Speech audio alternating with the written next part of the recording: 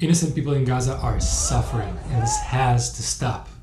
The reason we don't agree on a solution is because you logically project your own morals and values into Hamas's actions. You see the suffering of Gazans and the rising number of deaths. It's an honorable thing to convey your Western moral values on the Israeli-Hamas conflict, but it's just not realistic in any way. Our logic would never lead us to do such actions, but we must understand that the morals of humans are different around the world. 6 to 12-year-old kids in Brazil's favelas used rifles, guns, and knives to rob and murder civilians, but that's what they were taught to do to survive in their surrounding. In Sudan and Nigeria, the armed forces recruit children, sometimes after murdering their families, to fight with and for them. In recent history, Iran and Afghanistan, the government took away all of women's rights because they believed that would lead to a better society. And these are Hamas's morals of war. They practice and plan for civilian murder and kidnap. They order their soldiers to stomp on people's faces to decapitate their heads.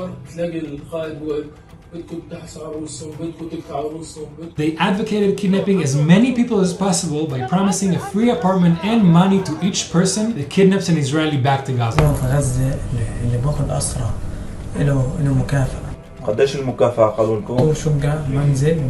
They murdered women and girls and raped their dead bodies against Muslim laws.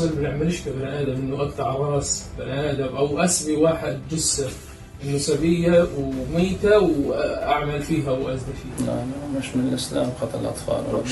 are the morals and values that we are against. When they defend themselves, they use the same morals and values. To reach their goal of eradicating all of the Jews from Israel, they're willing to sacrifice everything, even their own, even the people they promised to defend. Let's go through Hamas's defense tactics. To defend themselves from Israeli airstrikes, Hamas fighters shield themselves in underground tunnels. There, they move around the city, they move around weapons and equipment from building to building, and to prevent Israeli airstrikes, they do so under civilian areas. They've placed their headquarters under Gaza's biggest and main hospital, Shifa, where they have tunnel openings go into the hospital wards. They store weapons and they use the fuel stolen from the UN base to power the tunnel's ventilation, power, defense, and attack instead of the hospital needs. Is it because of lack of space above ground?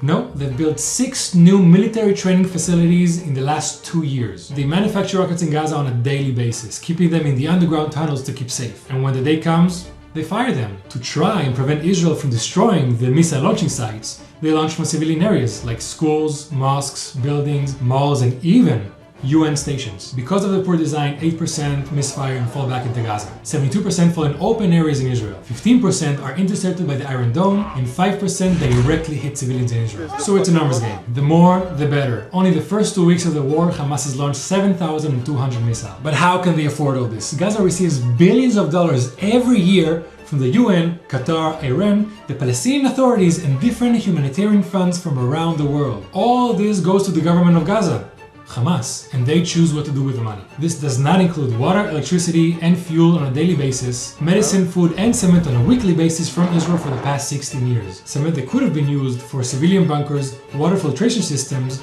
power plants, desalination stations, or even civilian recreation centers, just to name a few wild ideas. Israel does use the modern Iron Dome system to intercept some of the missiles. Some Israelis do have bunkers that can go in high, but missiles still hit, civilians still die, so the missile launching from Gaza must be stopped. But how?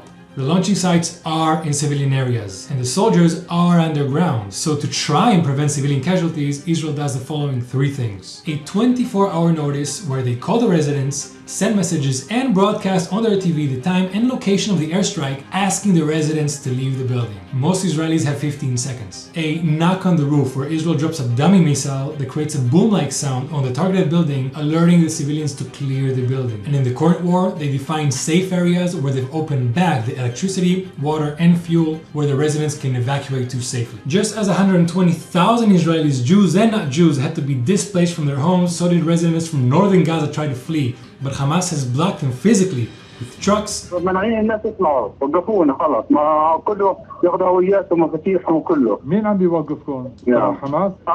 Soldiers, and on occasion killing them for submitting into Israel's orders. And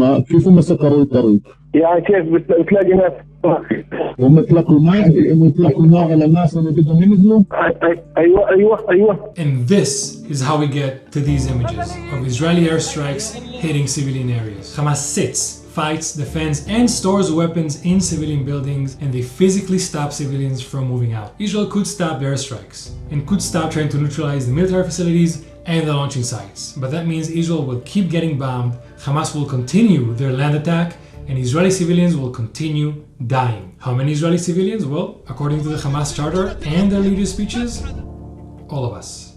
Now that you understand who our enemy is, we can't wait for them to fight morally, we can't wait for them to fight fair, or to move out of civilian areas. We can't expect them to respect another ceasefire as they violated the last 4 ones. And we can't expect them to care for Gazan residents as they've thrown them under the bus for the past 16 years. Now that we know exactly their intentions, we must put a stop to them.